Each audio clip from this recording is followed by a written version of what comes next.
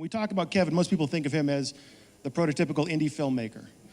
Really, though, if you look at his career and all that he's done, he's the perfect guy to bring to the National Association of Broadcasters. It doesn't matter what the medium is, whether it's film or television or print or the web or live stand-up, smoke signals, it doesn't matter. This guy knows what to do.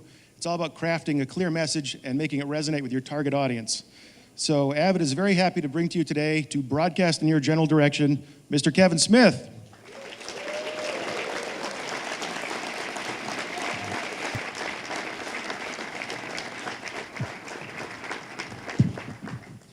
I wasn't aware I'd be sitting this morning. Isn't this great? I think for 9 a.m. sitting is required. It's a perfect chair. I don't have to buy two. Denny's this morning? I'm sorry? Denny's this morning? No Denny's yet this morning. Okay, excellent. I tried to initiate a little Denny's, if you will, with my wife, but she was still sleeping. All right, well, we'll see what we can do to get you out of here. Dude. Last night my wife went down pretty fucking early, and I found myself in America's Playground, capital of vice, sin, and fun, playing Angry Birds in my room. I was like, I wonder if I could gamble on this, but I couldn't. Well, we'll see what we can do to make this a little more fun than Angry Birds. Please. So you know what we're going to do? A lot of you probably came to the thing. Who came to the booth yesterday to see Kevin talk? Not bad, not bad. Right on. Well, you know, he did the usual thing where he dropped some science on everybody for 45 minutes, and it was a great time, and we all had a lot of laughs. But I think this morning, we're going to open up more for you to ask questions. You've noticed there are microphones in the aisles there. So if you want to ask Kevin a question, you got to just get up, stand behind the mic, and throw it out there. It's really actually dependent on you. I have no keynote. My keynote would be like, always wear pants or something like that. I didn't prepare anything. I'm a terrible solo act. I always work off somebody else. So I'm great with a prompt. You give me a prompt, I can actually keynote some shit. But if you without that, I'm tetherless, as you can see, rambling. Okay, well we'll do some prompting. Looking back to last year, I can't figure out what the lead is. I mean, you got a million things going on, and I think a lot of it starts with Red State. So let's start there. Okay. And the genesis of that flick, and we'll take a look at the clip in a second. But just give us the lowdown. We're gonna play the clip again? Oh yeah, man. We're gonna wake everybody up. All right, that I look forward to. We're gonna play it now or no? You guys ready? Okay, so let's tell them a little bit about what the film's about. And Red State. Red State is this flick we just made. It's a little horror movie. I call it a horror movie. Everyone seems to have an issue with that, and they could be right. I'm not quite sure what to call it. I think it's a genre mashup movie, and I think that's why I have a real hard time identifying or classifying it. I can't even say, it's just a Kevin Smith film, because it doesn't fucking look or play like a Kevin Smith film. So it's a weird movie to try to find a box for. We've had a great time with it. We decided to keep it for domestic distribution rather than sell it. Me and my partner John Gordon, we started this little company called the Harvey Boys to produce the movie, and then through Smodcast Pictures, which is Smodcast, this podcast I do online a lot, we decided to release the movie under that label as well and take it out ourselves. And we just took it out on this 15-city tour, which had zero fucking Warlock blood at all in it. And that was kind of sweet. And it was fun. It was really neat. It was cool. The idea behind it was kind of like, the movie's made for a very particular audience. I guess the people that are into the shit that I've done previously. So my audience, if you will. So I was like, let's just go directly to my audience. And every night was like a fucking rock concert. It was so amazing. You felt like a thin person at the end of every night, just beloved and just like, and you can do no wrong, because I've lived as the other guy, and they're like, you're horrible and you're a fuck up and stuff like that. So this was cool. You'd get up, you'd show the movie, and then you'd get up and talk to them about the movie. And that to me was like, that's always what I've been interested in, not the money and shit like that, although the money's fucking nice. But it's money's just freedom, right? It allows you to try weird things and stuff and not have to, answer to somebody else. Or I haven't had a real job in 20 years, and that's what the money's kind of nice for. But at the same time, I didn't get into it for that. I got into it just because I like telling stories, and I like sometimes being funny and stuff. So with Red State, I wanted to, rather than be funny or try to be funny like I normally do, I wanted to try something else. Wanted to try a different kind of filmmaking that I'm really not known for at all and stuff. I've been talking about it a lot lately. I'm going to stop directing film after the next movie, which is a hockey movie called Hit Somebody. So I figured I'm on my way out. I'm out of like all the ideas that kind of brought me here in the first place, you know, in terms of the stories I used to tell, or the movies that I've made, particularly the first 5, were very, they're just different, you know what I'm saying? They weren't like different good, they were just different, and they were kind of hard to classify. And I think for years there were a lot of people that were like, you're no filmmaker. They'd see the stuff I do and they're like, you don't follow any of the traditional rules of what is considered classical filmmaking or whatever. And for years I'd always bristle at that, never quite sure what that meant, or just like, but I'm trying real hard. And I think now, years later, I get to see that like they were right. I've never been a traditional filmmaker, and I think that's why it's been hard to kind of to stand out there with my stuff and identify as a filmmaker with other people. Like you look at, you know, like a Fincher movie, it looks like a fucking movie. You look at a Kevin Smith movie, it just looks like a Kevin Smith movie, you know? It just doesn't play like anything else. And so for me, I was like, before I leave this job, I would like to see if I could make a flick that plays like somebody else's. That's a weird thing to say as an artist. That's when you know it's time to go. When you're like, I can't make my own stuff anymore. I want to make your stuff. You know? But is that an extra point that you want to score where people think they know you? I mean, there's this understanding, oh, that's a Kevin Smith film. Right. You know, you get off on the fact that they're looking at Red State going, well, wait, I don't know this guy. I like that, but believe me, I'm not one of those cats that's just like, you know, I hate being Kevin Smith. I'm the world's biggest Kevin Smith fan, so it's been very easy to be me and stuff. But you just want to change it up for yourself. Like I was talking a bit yesterday, and I've said it a lot recently. Like in the beginning, I came in as an artist. Like I wanted to be an artist, and then I kind of let that go because I started feeling like I read some reviews early on where somebody was like, "It's not art, but it's fun." And I was like, "Okay, it's not art, fun. That's what I got going for me is fun." So for years, I'd always be like, "Oh, I'm no artist." I'd go out of my way to fucking be like, "No, they're artists. I'm not an artist," and stuff like that. And then I don't know. Maybe it's because I know I'm only gonna make one more flick. Suddenly, there's a finite ending to it, and you go, oh, shit, like I only got one more chance to be an artist kind of thing. And so, or in this case too. So going into Red State, I really wanted to make like an art film, for lack of a better description. Haven't done that in a while. Like did it back in 93, 94 with Clerks. And that was it. Like that, I made one art film and then quickly got absorbed into a system which like I love that system and I ain't bitching about it, but I was on one path and quickly wound up over here. And I was always curious about what would have happened if I kept going there. So I look at Red State as kind of the unofficial sequel to Clerks in a weird way.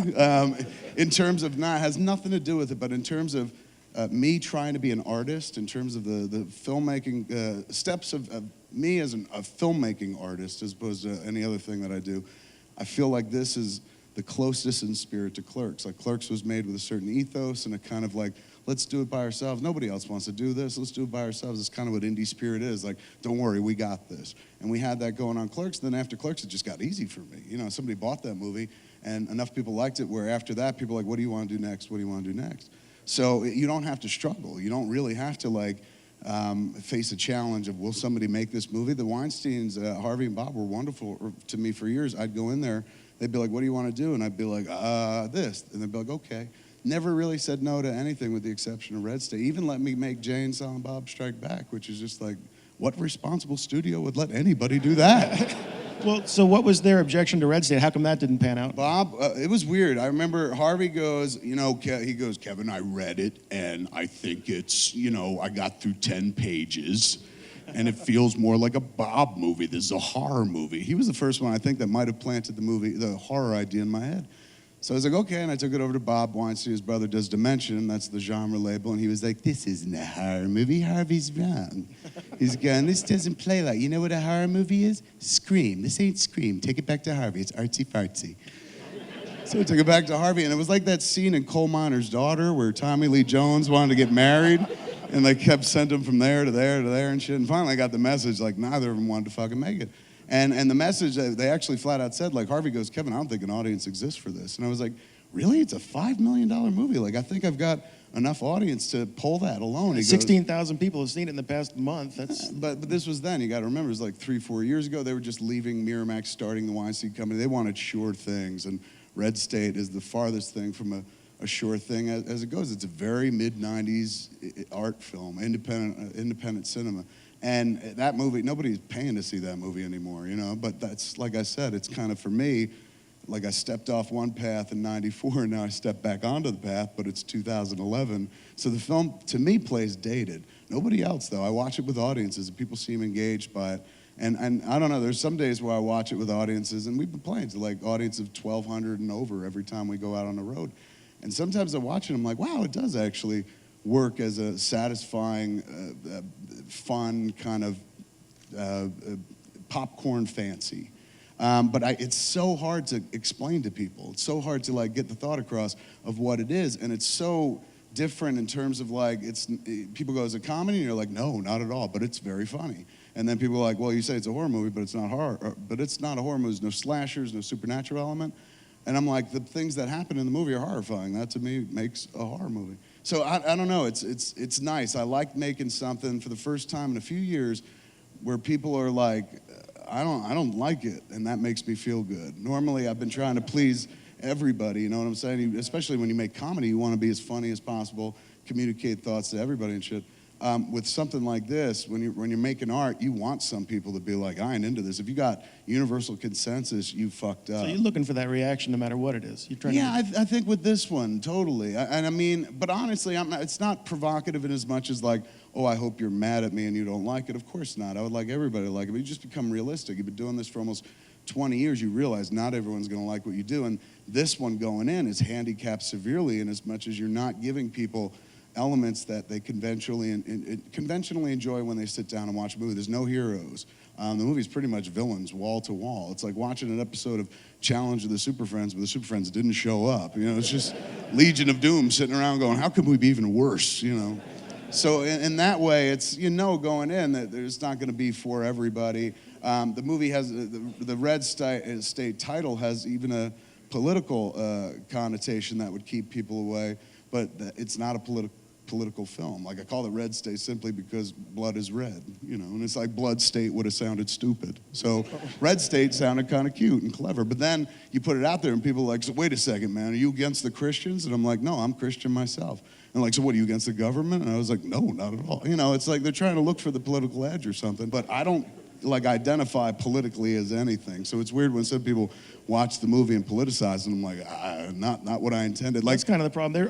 The label situation with the movies, they don't know how to market stuff that doesn't fit in a box. Totally. And also I've been known in the past, like once or twice, make a movie that's a little incendiary, like Dogma or something like that. And so they try to connect the dots and go like, oh, well, clearly you're this, or trying to say this, and you're like, not at all. No, there's at one point in the movie, I don't want to spoil it, but in order to show the clip, it's going to spoil some shit.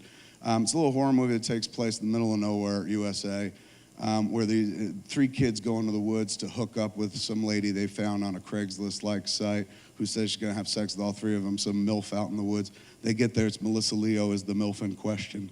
And she gives them drugged beer, they pass out, and they wake up in a subterranean chapel, prisoners of this extremely religious extremist family, the Cooper clan, that's led by Michael Parks, the great Michael Parks, who plays a very, what would you say, Fred Phelps-like character. The jump-off point for my villains was the Westboro Baptist Church. Those people are like, God hates everything.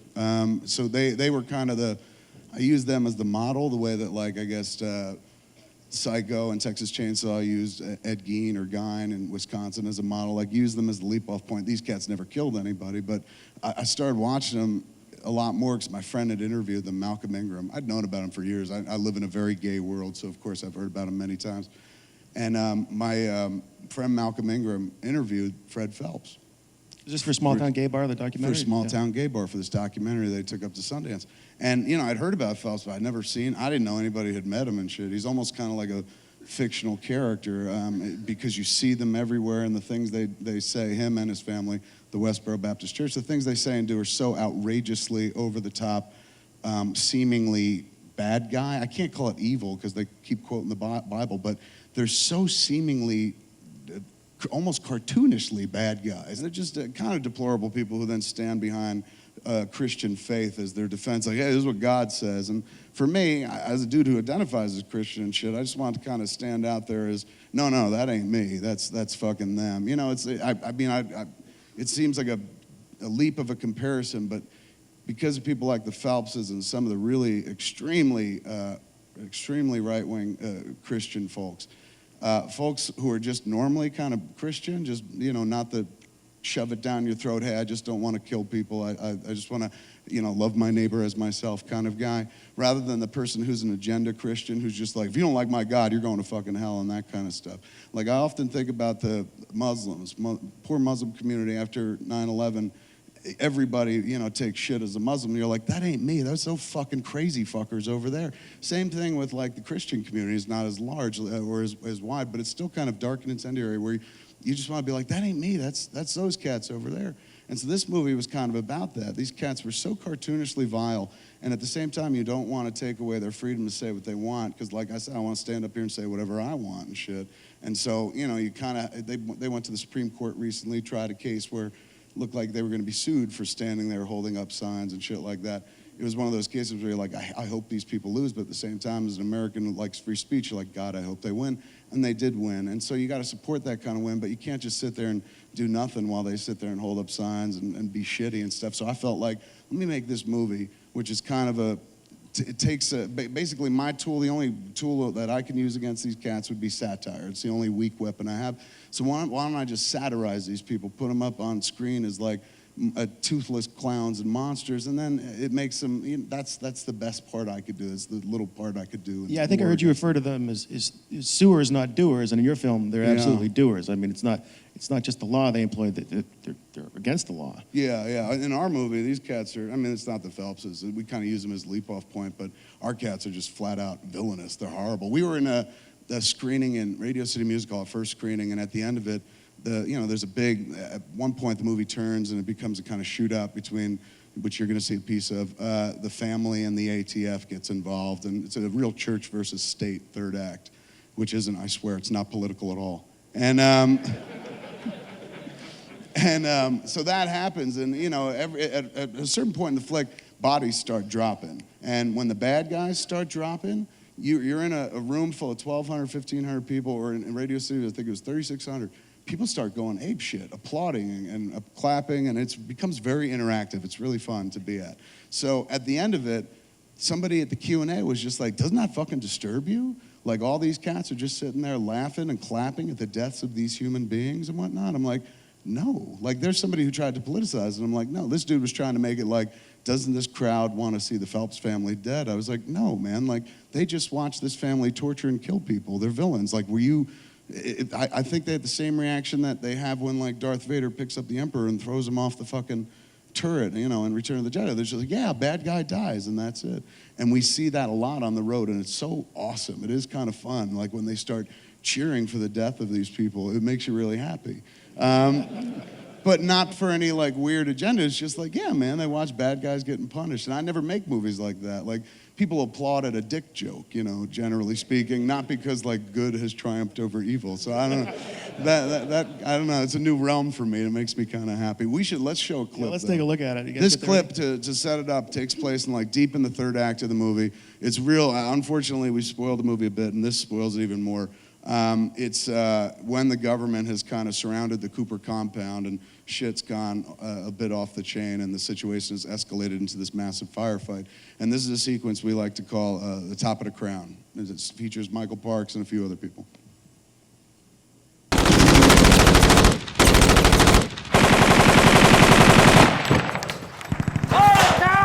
Top of the crown! Top of the crown!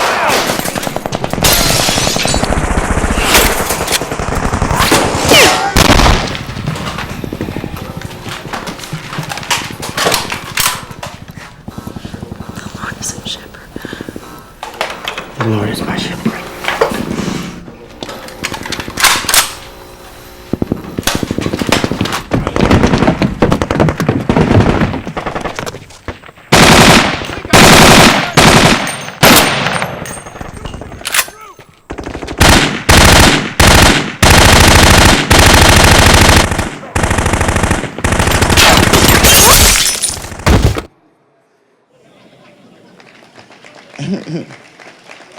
Thank you.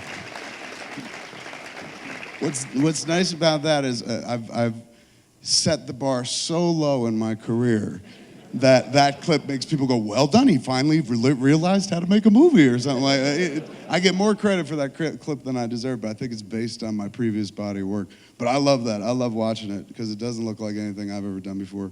And also there's a just fucking wonderful, glorious moment where my wife is in the clip. She's firing this automatic rifle over a giant cross, and I'm like, that's so sexy. Okay, so let's open things up to the floor because I know you guys want to ask some questions. Start with this gentleman over here.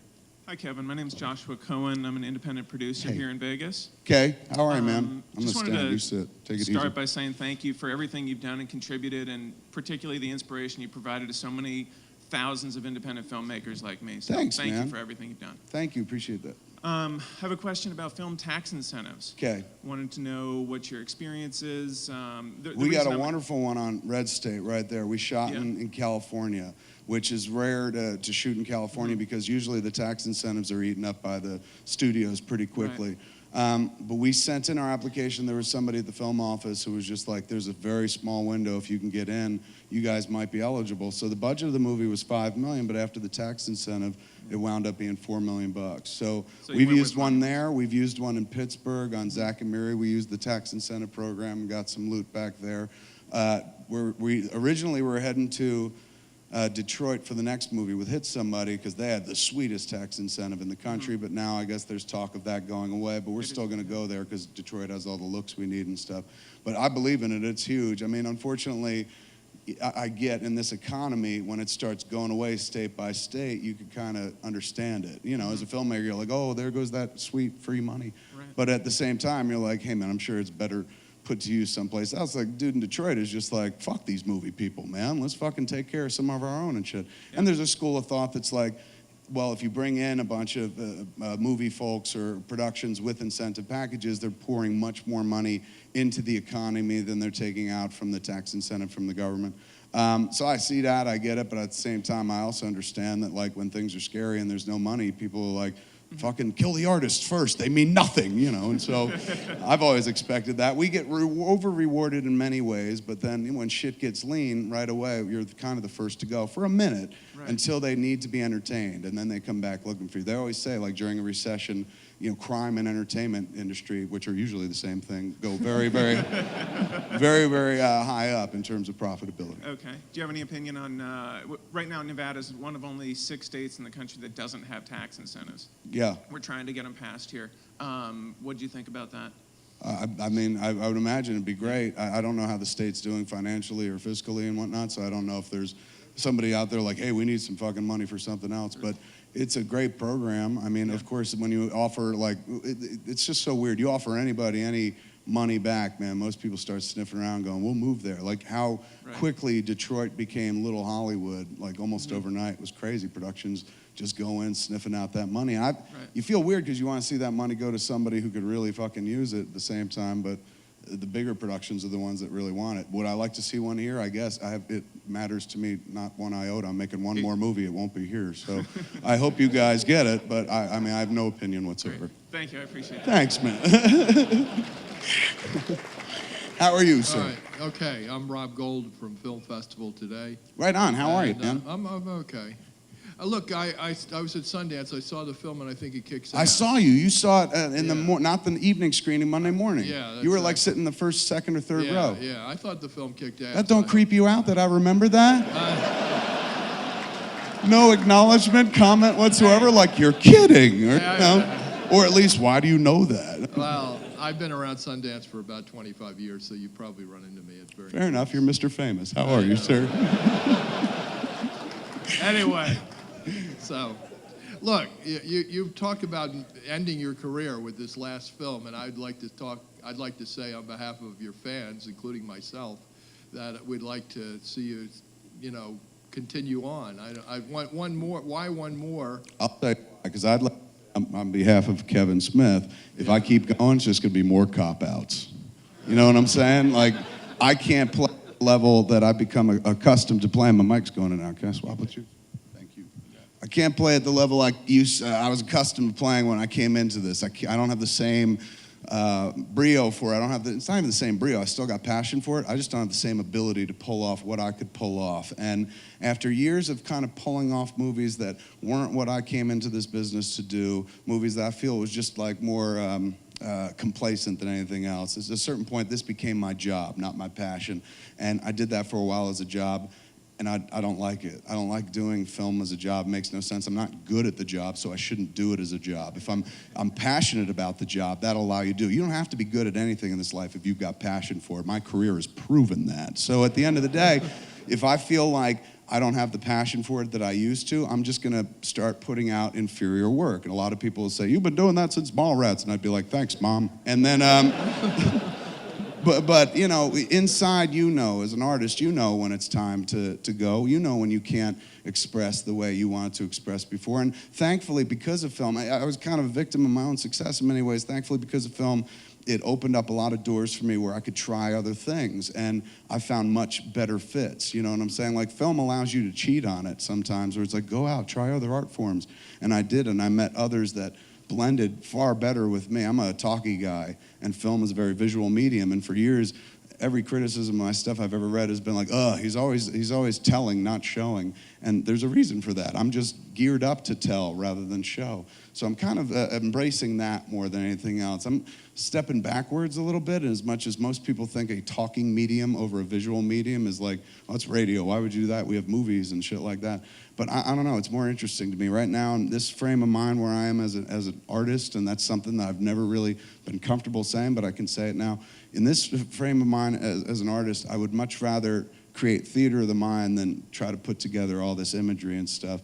Making movies I love it to death, but it's a ridiculously expensive art form. And I've said it before, if I wanted to paint you a painting, if I was an artist, I'd have a blank canvas, I'd throw some paint on it and be like, there's my self-expression. And if I wanted to write you a song, I'd hum a ditty in my head, maybe write down a few lines, pluck something on a guitar. I don't even have to go that far. Find somebody with a guitar, pluck on it, and boom, I got that. Film is like that one dopey art form that's just like, I have a really cool idea. I need $20 million and 200 people to accomplish it. It's cost prohibitive, it's labor intensive, and you put so much of it into yourself into it and everyone else into it as well. You convince all these people, this is a good idea. I mean, granted, a lot of them are getting paid, so like, I don't give a shit about your idea, I'm just here for the money. But most people that I work with have always been like, we believe in you and we believe in the idea, and you put so much time and effort into it, and everything is predicated on 3 days. The opening weekend of the movie, like, supposedly tells your whole story, and that's something that I've never been comfortable with. Like, why would you do that? I'm more comfortable with the notion of like, this is gonna live forever in this medium, home video or something like that. The rushing for or pushing everything onto a 3-day weekend to gauge whether or not you failed or succeeded in communicating, not making money, in communicating with your art, is just so ridiculous to me. Yeah, but you know, we're inundated here with 3D. I mean, that's the mantra of NAB. Yeah. And I just would like to see what you would do with 3D. I do 3D. That Red State USA Yeah. tour is true, authentic 3D. Because unlike these places where you sit down, put on glasses, and shit goes in front of your eyes, you take it off, it ain't real. I'm there in the third fucking dimension, man.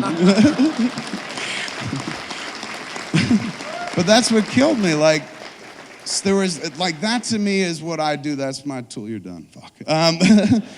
That to me is my tool. I think everybody in this economy where it's tougher and tougher to get people to kind of leave a house and go out to pay to see your movie, you got to bring what you can to the game. And what I got is I've always buttressed the work with talking. Like, I've never been the guy that just made a movie, put it out there, and let it speak for itself. David Fincher does that every time. Spielberg pretty much does it.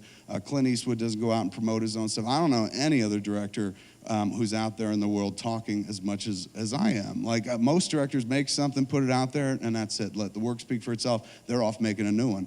I put a movie out there. As soon as it's done, I come out. I'm like, hold on, let me tell you what happened. Let me explain it. I got in a fight with Bruce Willis, and they threw me off an airplane, you know.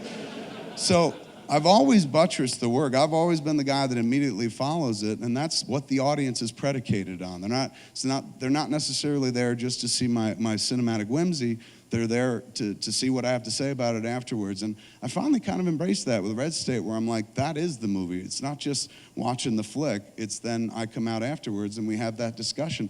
And that's what I can bring to it. That's how I could get asses into the seats, out of their houses and into the seats. I can't just I don't have the confidence in Red State, put the movie out there and hope that people would come to it, particularly if I wasn't going to spend all this marketing money on it that I don't want to spend. So I said, what's the way that I could do it? I said, I'll be there. That's real 3D. And it's so funny because like when you make money, like we made that screening at Radio City Music Hall. This was something we looked at early on, me and John Gordon. We said, how can we make a fucking splash? How do you fucking land on a list that like would sit there that people would then debate and fucking be like, this ain't true, or some people would be like, all right, it works. And we looked at the top 10 single screen grosser list. All the movies in the top 10 all time that have grossed on a single screen for one night only. And they were all Disney films with the exception of Fox had Anastasia at the bottom of the list at number 10. Everything was like fucking Lion King, Finding Nemo, blah, blah, blah, all the way down. So we started doing the math going, if we got Radio City Music Hall and we got like over 2,800 people to show up, we can make it onto this fucking list. So that's what we drove for very quietly. And when it happened, like we just didn't put it out there, no press release, because they're like, let's see who picks it up. And I think it was IndieWire did the math and they were just like, holy shit, Red State is the number 10 like highest per screen single day grosser of all time. And so we looked at the list and it's like Lion King, Finding Nemo, lovely cartoon, Disney, Red State, you know.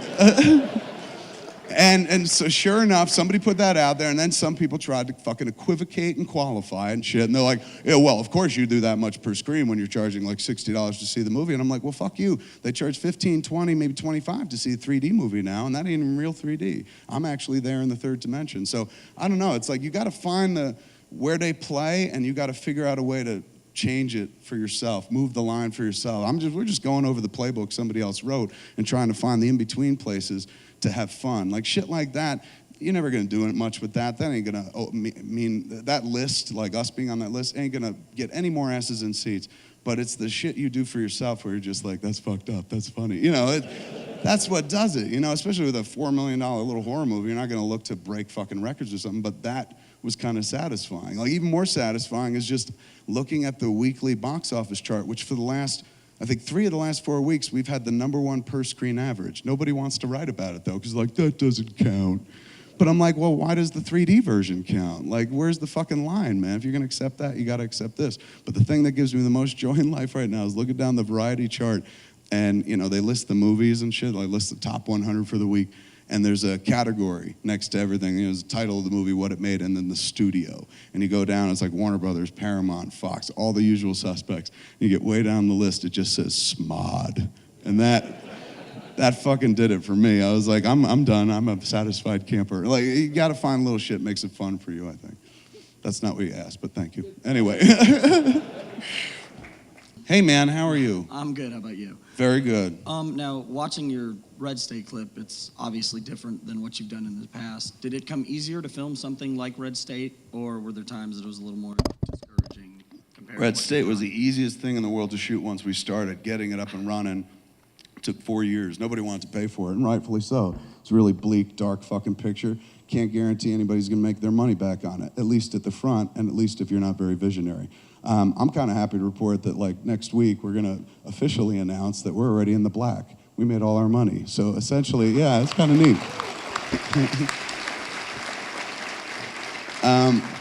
It's satisfying because so many people were like, this will never work. Nobody's ever gonna see this. And I was like, okay. You know, just take it, you know, what are you supposed to do? Fight and be like, you're wrong. I'm not that confident in my shit. I don't have that personality. So getting the money to make it was waiting 4 years to find the cash to put it together, being told no repeatedly, fucking like, no, or this isn't this, or this isn't this. That was kind of discouraging. Once we started shooting, it was fantastic. Everything about it was easy, great. We found this, we were shooting in California. In Whittier, they have this former boys prison called Nellis, Fred Nellis, boys or juvenile in correctional facility. The states closed it down. It doesn't operate anymore. I guess they changed the laws so that there is no more juvenile system. They put them into the system in a separate place or something like that. So places like this used to be boys' homes, and then the walls get bigger and barbed wire goes over, and they just flat out become boys' prisons, started closing across the country, at least in California. So this one's open, and now the state licenses it out or rents it out for you to shoot movies at.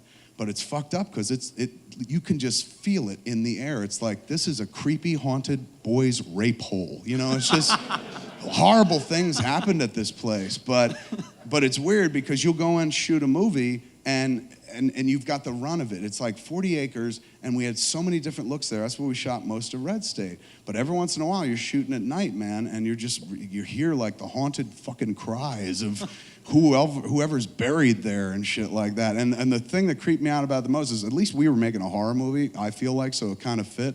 But the movie that had been shooting there right prior to us was Disney's Prom, you know? So fucking weird. I dare you to watch that movie now and just be like. But it was fun and easy the whole step of the way, and I think it was even easier because for me it was experimental, where I was just like, hey man, there's no rules. Whole time I'm making the movie, I was like, this ain't a movie, it's a parlor trick. So let's treat it as such. I like to think of Red State as, and I've said it a few times, it's a series of chairs on a stage that I'm like, come sit down. And just as you go to sit down on the chair, I flip it upside down so that you sit on the leg of the chair right up your ass. And you're like, why would you do that? I'm like, I'm so sorry, I don't know what I was thinking. Have another seat. And then you go to sit that, and we flip it again and shit. I just wanted to do something kind of fun and creepy and weird, and also, being that it was like second to last time out, go nuts with it and be way experimental. The whole movie is designed to be uncomfortable. Like, I knew I couldn't make a true horror movie because I'm not John Carpenter, I'm no master of horror, I'm not Dario Argento or something like that. But I knew I could creep you out, because I've been creeping out women for years. So I knew if I just brought that to bear in the flick, I can unsettle you the whole way. So the idea behind it was like, everything that's conventional or that is second nature in storytelling, just shift it a little bit, left and right, every time you're working. Like, there's no score in that clip that you just watched. There's no score in the movie at all. It all plays like that. It's dry. And the idea is to just kind of let you sit there and not tell you what you're supposed to be feeling in this scene or prompt you to feel this way. You just sit there and fucking watch it and kind of make decisions for yourselves. And the movie plays you against yourself at every given turn. It's kind of fun like that, if you're into that kind of shit. If you're somebody who just wants to see robots beating each other up, this movie sucks.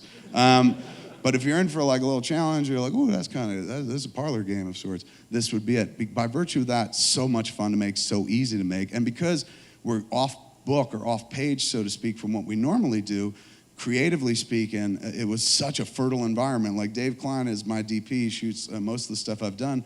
And generally speaking, I shoot very simply, very straightforward, because the movies we make, just people talking to each other. It never made sense to me to like whip cameras around when people are just having a conversation.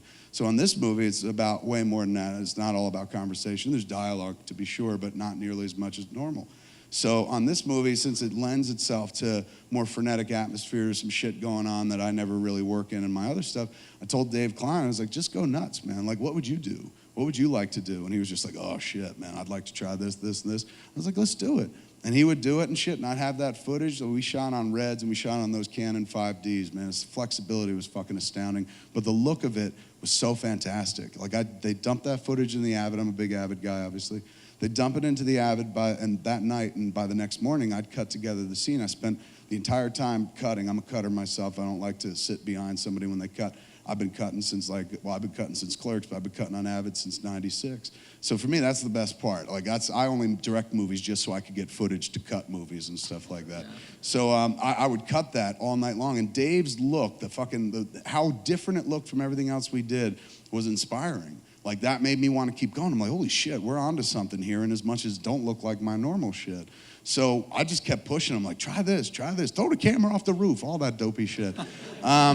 And for me, it really kind of fired me up. The better it looked, the better a filmmaker I became. I swear to you, I don't know how to explain it, and some people call bullshit on me. I said yesterday, I was like, Avid made me a better filmmaker, and some people was like, oh, you're fucking paid or something. Bullshit, I've been saying that since '96, but definitely in this movie, more so than anything else, the technology made me a better filmmaker. Between those Reds, those Canons, and Avid, I felt the possibility. I was just like, you know what? You don't have to fucking work like normal. Go crazy, man. Get cut heavy. Fucking go frenetic. Try something different.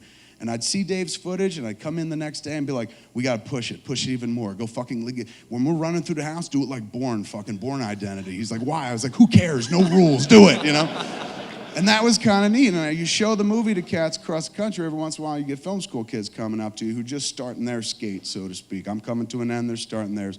And they've been taught a lot of things just like I was taught back in the day. And in this movie, we break all those fucking things. There are horrible jump cuts, everything's intentional. Horrible jump cuts. I cross the axis left and right. That drives film school kids crazy, man. There's moments in the movie intentionally we just cross the line just to fuck with you a little bit because something else is coming from. It's all about keeping you on the ropes and hitting you here, grabbing a little here, fucking hitting you on the head.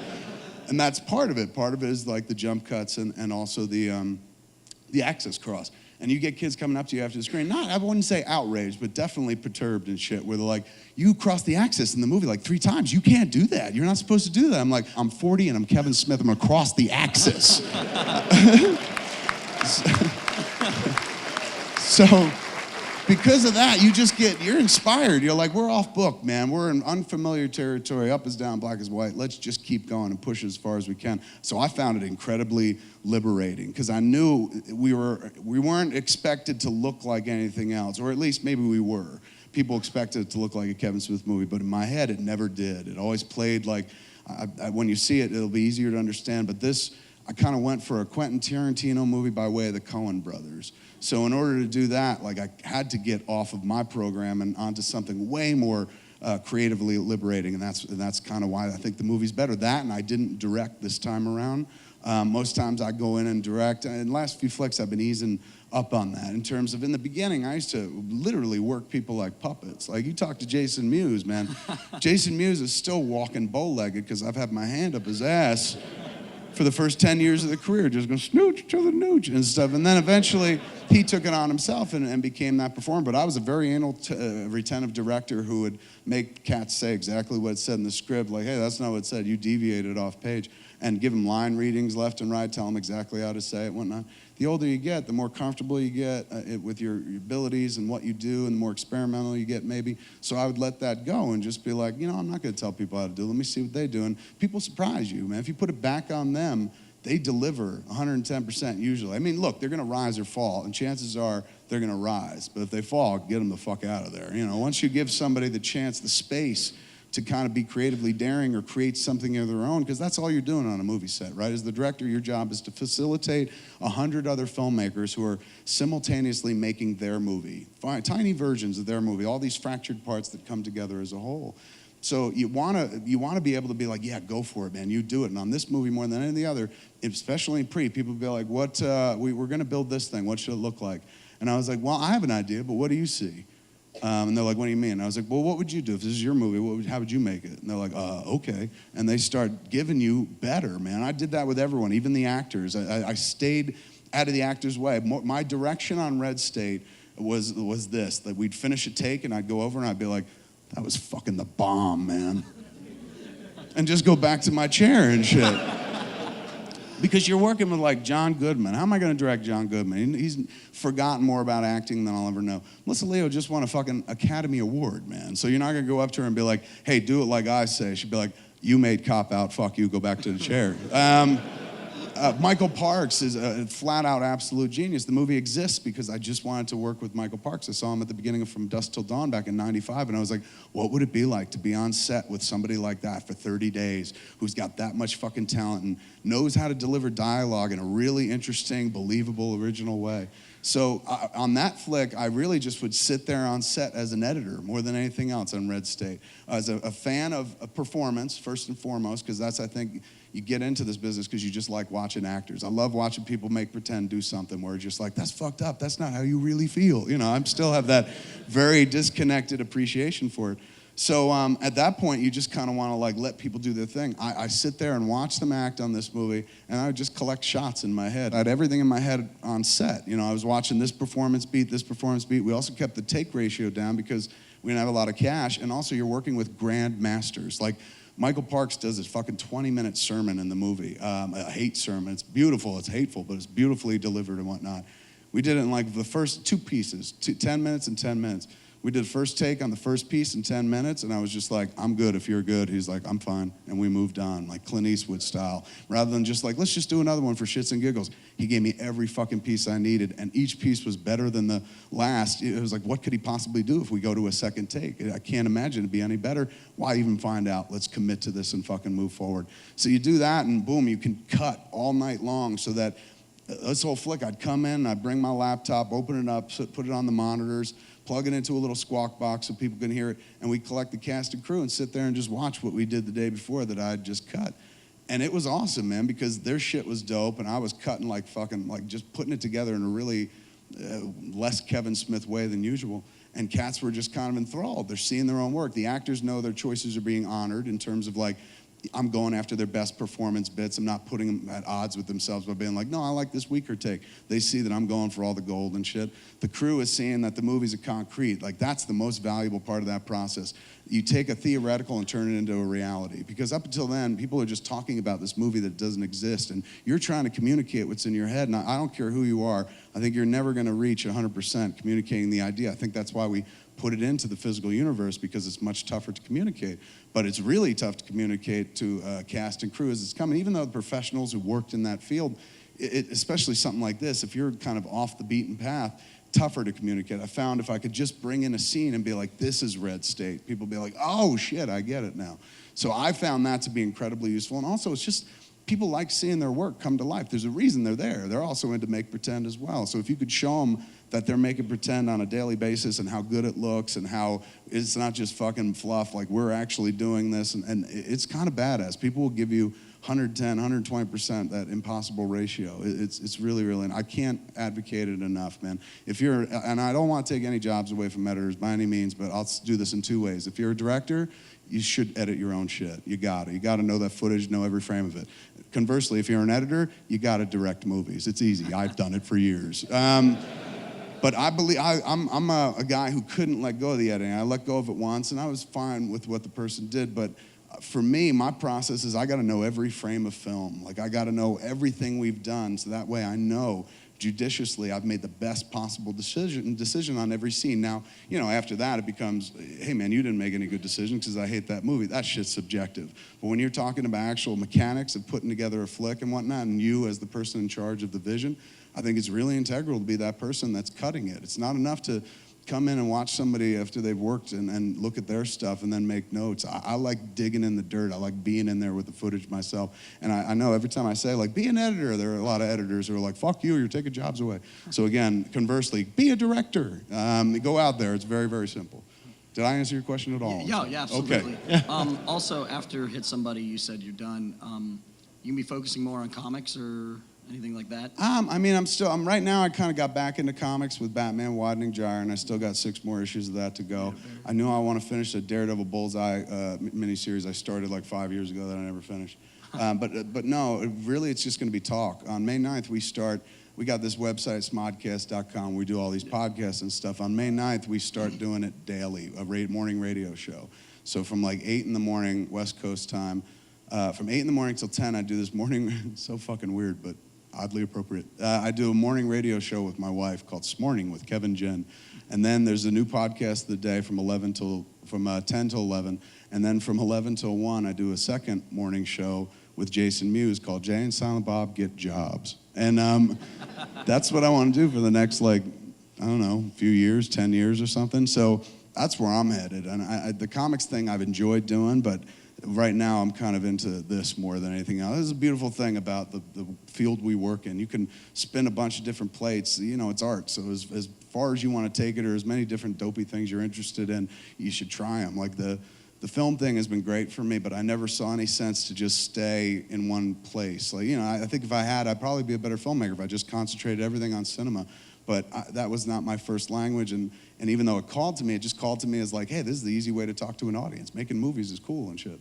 So at the end of the day, when you get to a point where you're like, I'd like to express myself in a different way. We're kind of lucky like that, where you can do something else creative, still kind of have the same feeling of self-expression, but change the game completely. Like, I've self-expressed through cinema 10 times now. And I'll do it one more time, and I think that's enough. And then now I want to self-express through here and stuff. And that's, I don't know, it's fun. And I know people look at you weird when you're like, I'm going to give up film because you're supposed to stay because it's a great job. But I think I like it too much to stay. That's my problem. I respect my art form too much, and I know I'm not going to bring anything new to it after the next movie. And at that point, I'm just a carpetbagger sticking around. I'm that guy who goes to the party and shit, who's hanging out, everyone else is left, and you're still there, and it's at the couple's house. You're like, hey, maybe we're drunk enough, we'll get into a 3-way. You're that creepy friend. I don't want to be the creepy friend to film, man. I want to be the thing, oh, film loved me. I want film to miss me like my high school girlfriend. Thank you very much. Thank you, sir. Yes. I think this is Mr. Smith. Just before you ask, unfortunately, I think this is going to have to be the last one. Get out of here, really? Is that Shit, we're clock just right? getting started. Is that clock right? Do we got to go? Is somebody coming in? Yeah, We got to go? I'm getting okay. a nod. All right, man. One Sorry, more. man. That's a lot of pressure, dude. Don't ask something dopey. Ask something real. Why'd you make Cop Out? It's sort of off topic for this, but I'm David from Atlanta. Thank you for How are you, letting me man? speak. Doing well. I'm more of a writer, and Okay. I'm glad to see you're going into that next phase of your storytelling career. What is your process for writing?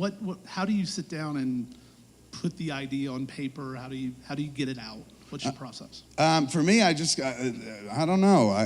It's weird. It's like there's a voice. You know, we all got that dopey voice, and it's comprised of all the other things we've ever heard and all the things we've ever read about other people doing things before we even self-apply. You know, I think in life, in order to accomplish anything, particularly in art, you need to surround yourself with why not people. Because there's a lot, the world's full of fucking why people, left and right. Throw a rock, you'll hit somebody who's like, why? Where you're just like, hey, I'm gonna do something. Like, why? Why would you do that? Why? You gotta find those people like, why not? Let's give it a shot, man. That's what I've only been lucky because I've surrounded myself with a whole fucking bunch of why not people who are just either stupid enough or fucking lazy enough or just adventurous enough to be like, let's give it a shot. Sounds fun. If somebody not liking it is the worst thing that can happen, I'll tell you, it's gonna happen and it ain't even bad. The worst thing that can happen is you write it and it starts World War III. Let's scale back from there, you know? So let's say you write it and your friends are like, why would you do this? Then you get away from those why people. You go hang out and show it to people and they're like, this is awesome. Why not? We should make this ourselves. Those are the people you want to gravitate toward. So for me, I've always just been able to kind of sit down and do that. And there have been moments, just sit down and write. And the moments later in the career, you do this long enough and people tell you suck at it. You know, you hear a lot of negativity. There's a lot of positivity as well. But I'm a human being like everyone else. I tend to listen to the negative rather than the positive, which is sad, but I've been trying to change that for the last 20 years. Like, listen to the positive. Why not necessarily focus on the negative stuff? There's gonna be negative. It's gonna happen, man. But like, why would you let that stop you from playing God? Like, there's nothing more satisfying in this world than sitting down with a blank sheet of paper and creating a fucking universe. You know what God knows at that point. So it's like, don't let the thought of some fucking nameless idiot out there in the world just being like, this isn't good enough for them. Sure, it's not good enough for them. This is good enough for you. It's gonna be good enough for somebody else, man. Give it a shot. Just keep fucking writing. Get out there and also be open to suggestion. I'm a writer first and foremost, and there's rigidity to that where there's a sense of authorship. And I think I've hurt myself many times over the years by being too rigid, by being the guy that's like, I didn't come up with that idea, so I can't use that. I got my own ideas, thank you. Thank you very much. And Edgar Wright, who directed Shaun of the Dead, I think I spoke about this yesterday, he worked with Spielberg, and he told me the most illuminating aspects. He was in a room working with Spielberg and shit like that. I said, what was that like? He goes, he's very wealthy. So he was talking about like some meeting they were having and we're working on this Tintin movie and stuff, and people are pitching ideas and shit. And he said that Spielberg, like 20 minutes after somebody put an idea out there, he'd be like, let's do that thing that Edgar was talking about. Like, that idea was actually cool. We'll do that. And Steven Spielberg is a great filmmaker because Steven Spielberg doesn't do that like, no, your idea is your idea and I got my ideas. Steven Spielberg's like, I'll take any ideas because guess what? I'm getting the credit, bitch. So at that point, you realize, why am I fighting it, man? I'm gonna take good fucking ideas. And so I used to like not let people ad-lib on the movies at all. And now I let people ad-lib like crazy, you know, because I'm like, look, I'm the editor as well. If I don't like it, I'll just take it out. And if it's good, I'll throw it in. I'll probably get the credit for it anyway. And I got credit for it was never more obvious than or apparent than on Red State, and I had the littlest contributor to my script. It never would have happened before, but it only happened on Red State because I'm now at this place where I'm open to contribution. And it's Dave Klein, the guy who shoots the movie. He's got this little daughter named Ivy, and she's adorable. She's like 3. Dave's shooting the flick. His wife Marnie's one of the believers in the church, and so we were like, let Ivy be in it, man. She can hang out, be in the movie the whole time. So she comes, sits in the chapel and whatnot. She's throughout the scene, you see her climbing over pews. She's very adorable and stuff, but totally fucking 3 years old. We're sitting outside this funeral sequence of the movie. The movie kicks off with this family driving past a church where a funeral procession's coming out, and then our version of the Westboro Baptist Church, the Abe and Cooper, the 5 Points Trinity Church, they're lined up holding signs. Jacob Harlow is the fictional dead kid. And Jacob Harlow burns in hell and stuff. So I'm shooting this sequence, and it's kind of wide. And I'm like, I just need chatter. Just start yelling shit. Don't worry about what it is. Like, what's in the script? I was like, I'm not that guy anymore. Just say whatever you want. Just make sure it has something to do with Jacob Harlow. Anything but peas and carrots. In movies, generally, when you see crowds talking, they're just going, peas and carrots, peas and carrots, peas and carrots. And I don't like that because I look there and I'm like, they're saying peas and carrots. So I'm like, just say what you want and shit. And everybody's saying, like, Jacob Harlow burns in hell and go to hell. You're going to die. You're burning in hell. Everyone's chanting shit, yelling shit out. Ivy's standing there, 3 years old. And she's looking around at everybody, and nobody's really giving her much direction because she's 3. Like, I'm in that phase where I'm like, hey, man, give me your best, 3-year-old.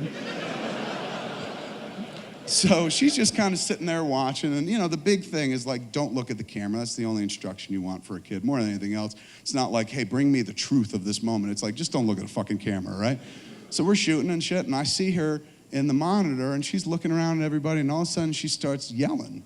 And I see her going, and I can't hear her because it's very far away, and she's a little kid and shit. So after the take, I see Klein laughing. He almost drops the camera, Dave Klein. And so I go over. I was like, what happened? He goes, you didn't hear fucking Ivy? Ivy adding to your script?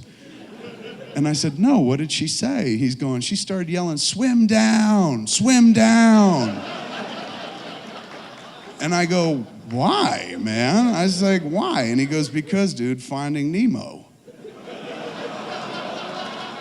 And I go, what do you mean? He's going, she didn't have much experience with crowds or anything. She's in a crowd and everyone's yelling.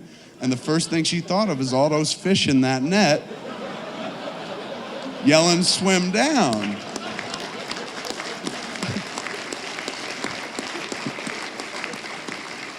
And he goes, you gonna leave it in? I said, fuck yes.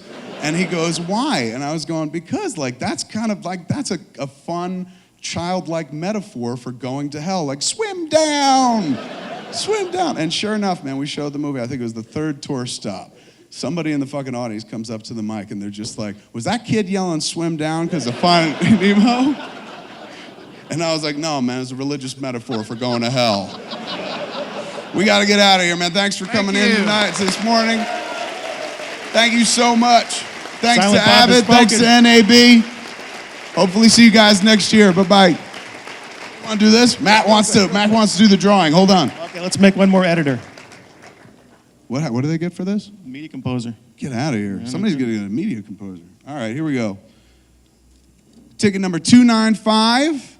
This is unfair for me. I had the audience. Now I'm going to lose everybody except the winner, man. Fuck. 295-139. Is that you? Raise your hand, man. Where are you? Yeah. Hold on. Let me verify your ticket. All right, you're not lying. He's legit. Congratulations, man. Hey, right? You won something in Vegas. Go figure. Everybody wins.